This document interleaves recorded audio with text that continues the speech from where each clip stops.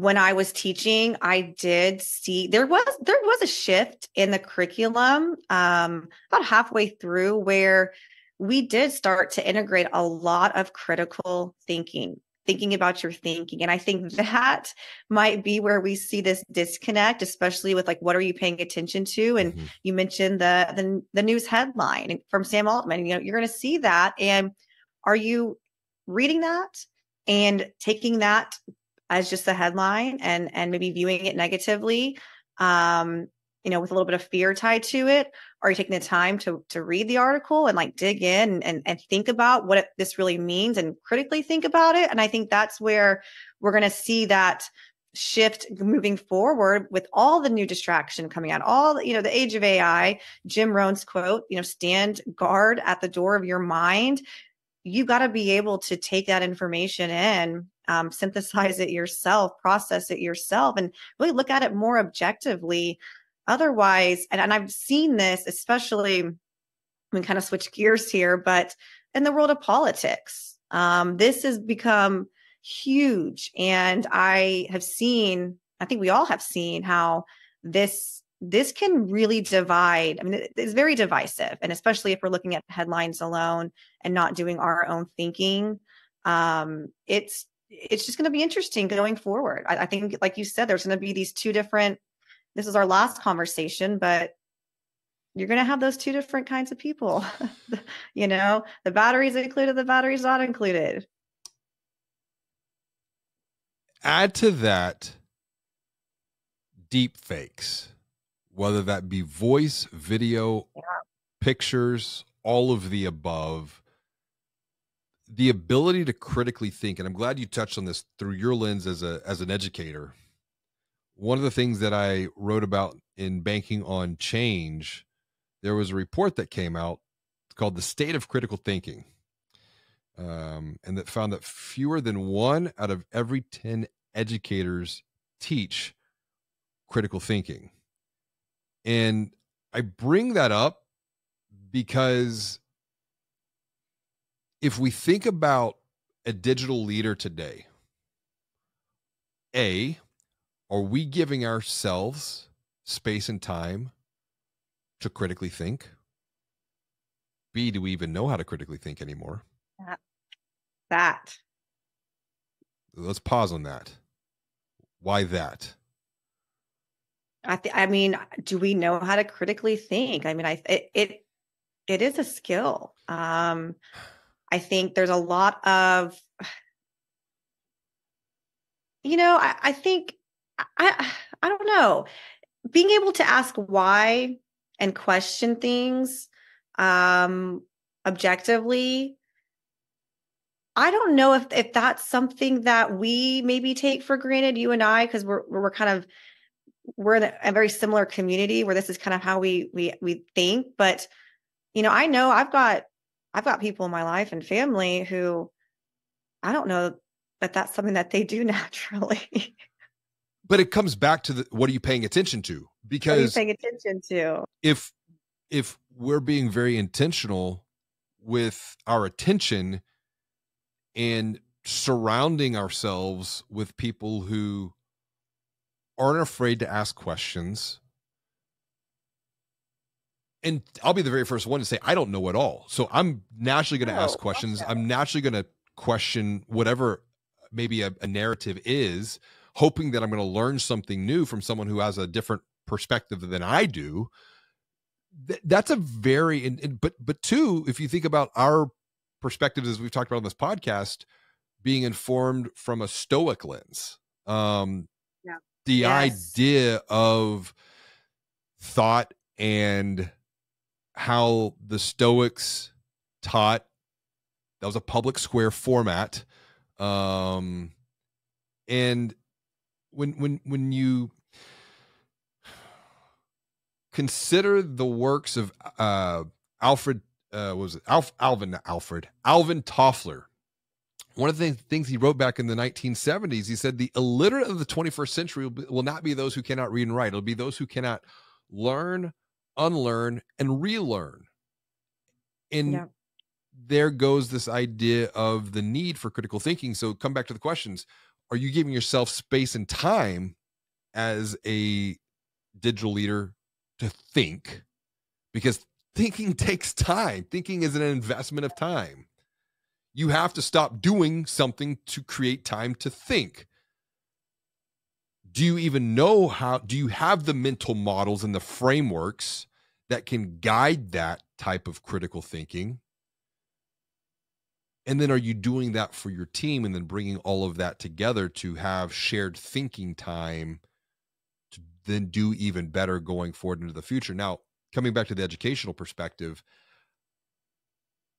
I don't, in Texas, we have the STAR test. And I don't know why. Yeah, it is coming up. And I don't know why I've never thought about this. What was the test that we took back in the day? TOS and TAX. TOS is what it was. That's what I'm thinking. I vividly. Texas the state of academic standards. I believe so. I vividly remember though as a kid, and I don't know. You would know better than I do. I vividly remember as a kid, like being in like 3rd, 4th, 5th, 6th grade, whatever that was. We had to do. It was almost like the section was something about critical thinking. Like you had a section that you had to write and take a point of view and defend that point of view. And I remember that was like, for me, I actually enjoyed that part of the test. So funny because not me. Really? No, for me, I wanted to be able to go and underline the answer in the passage, so I knew without 100% certainty that was the right answer. When I had to start going off on my own, but again, this probably shows a lot. I wouldn't say that I was, a very good critical thinker as a child. I was a very like math. Math was it's right or wrong. Like I either got it right or I got it wrong. It wasn't until I became a teacher that I really understood and I really empathized with my students that this was not an easy thing I was asking them to do. It's to take, a question, use the text as evidence, but then come up with your own reasoning and your own connections. That's not natural for these students to be able to do. And if we're not teaching that at a young age, well, we're going to end up with adults who take news articles and headlines and they take it for face value and they just, they read it. That's fact. And they move right along instead of stopping, having their own, thoughts, their own questions and using that to then form their own ideas and opinions. It's so fascinating to get your personal perspective looking backwards on that, because I don't know, like I always enjoyed, even take math, like there were multiple ways to solve a problem. And oh yeah, you had to be one of those that came up with your own way, not the way the teacher told you. Exactly. And it worked. And it's like we all arrived at the same conclusion, but right. But I can think back as a student that would create some conflict. I want to stay on this point of critical thinking and then get back to the idea of what you're paying attention to, because that will directly influence your thoughts, and which will then influence how you spend your energy and then how you invest your time. One of the things I included in Banking on Change came from a study. It was conducted by the Reboot Foundation, and it found that 80% of respondents say that young people lack the ability to engage in critical thinking, while only 29% of respondents say that they definitively studied critical thinking in school themselves. Let's put that another way. 8 out of 10 young people, we probably need to provide some more clarity into what quote unquote young people are in regards to the study. But 29% say that they definitively studied critical thinking in school. Reframe that. 70% are unsure if they've studied critical thinking themselves. And in this age of AI, at an organizational level, where thought becomes a valuable asset, becomes a valuable activity, what can be done to help individuals, teams, and organizations be more mindful of their thoughts, i.e., what you're paying attention to? That's a good question. I think it really comes down to your culture and kind of setting a tone for, and I don't mean to sound like woo woo again, but like positivity, and not negativity. And I'm not saying that you have to walk around happy and jolly and wonderful all the time, but it's being more mindful of taking moments to celebrate what's going well, what are the positive things happening, versus it's so easy to feed into negativity and just straight up like work gossip and bitchiness. I mean, I've been in organizations where it's just nonstop chatter, and Yeah. one person says something and then it ignites just like a flame of frustration, and it's just so toxic and easy for that to happen. And so I know we talked about this many times, but it's just taking a moment every day or every week to connect with your team and what's going good, what's going well. If there's a situation that we're frustrated with, let's discuss it. We don't have to bitch about it, but let's discuss it. Why is this happening? Can we change it? Can we not change it? If we can't change it, what can we do about it to make it easier for us, to make it, more efficient? What's in our control and what's out of our control? I think that's a big one right there. We spend energy focusing on what's out of our control versus what's in our control, especially in the workplace. We were talking earlier about commuting and some team members being frustrated that they now have to come into the office, and totally understand the frustration. But we have a culture of, okay, are we going to talk about it and discuss it and have a solution? Or are we just going to, be upset about it and complain about it, but it's not going to change? But to your point about positivity and why that could come off as some as quote unquote woo woo. Right. It's all of this is now getting backed up by science, and it's not even science. Like, this is going back. These are ancient truths that have withstood the test of time. I mean, I mentioned earlier Epictetus. You become what you give your attention to. Mm-hmm. And so if you're giving your attention to quote unquote negative things, you're going to become a negative person. Yeah. And it spreads. I'm telling you, that negativity. This is a good question. Do you think negativity spreads faster than positivity? Absolutely.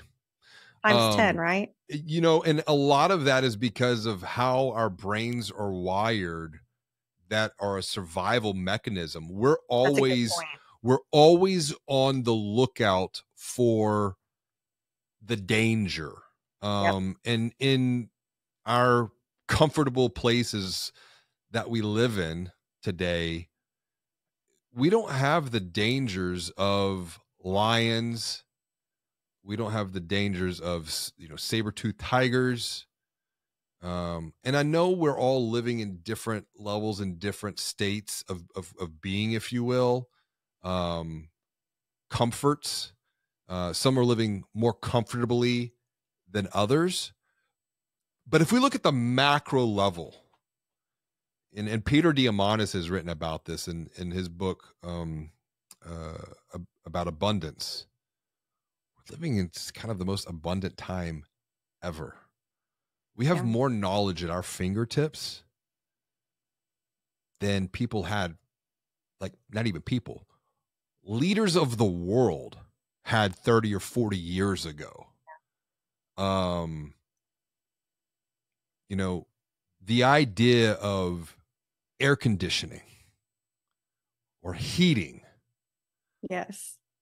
It's something I think about and I'm very grateful for. And I even tell my kids, the fact that we have running water is something that we should be grateful for and not take for granted, because there are still places in the world that do not have clean running water.